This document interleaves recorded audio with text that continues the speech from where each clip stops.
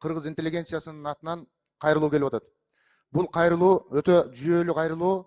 Кандай кайрылуу дей турган болсок, кыргыз бүтүн билген, бүт тааныган Шоро компаниясын негиздеген Табылды Эгембердиев деген инсанды кыргыз эмес, Шоро аркылуу кыргызды тааныган дүйнө болуп калды да.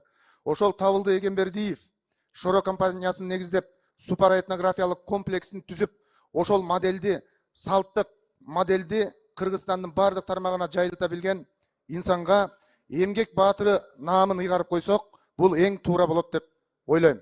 Колумда кыргыз интеллигенциясынын атынан кайрылуу дагы турат. Урматтуу депутаттар, урматтуу коллегалар, сиздер дагы колдоп берсеңиздер. Эми Табылды Эгембердиев деген инсанды айтканда, урматтуу Нурламбек Тургунбек уулу, сиз жакшы билесиз, бул кишинин чыгармачылыгы менен шайкеш бүгүнкүнүн тирүү классиги, бүгүнкү адабиятыбыздын алпы десек дагы болот.